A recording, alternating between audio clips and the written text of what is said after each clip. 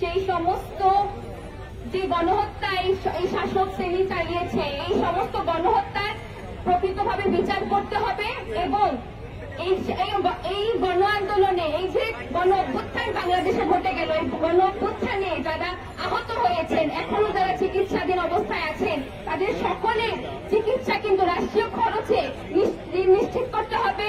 আমরা এই দাবিটা জানাচ্ছি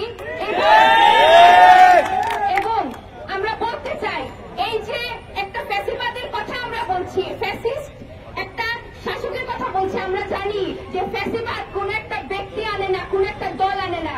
ফ্যাসিবাদ আনে একটা প্রক্রিয়া, একটা প্রসেসের মাধ্যমে ফ্যাসিবাদ আসে।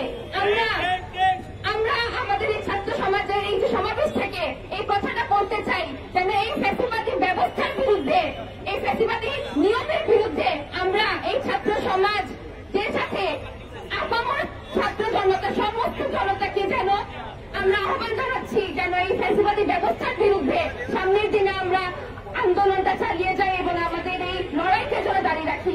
গণ আন্দোলনের উপরে যে ব্যবস্থাটা, এই গণ আন্দোলনের উপরে বিশ্বাস রাখি, কারণ এই আন্দোলনটা আমাদের শিখিয়ে গেছে আন্দোলনের কোন বিকল্প কিন্তু হয় না।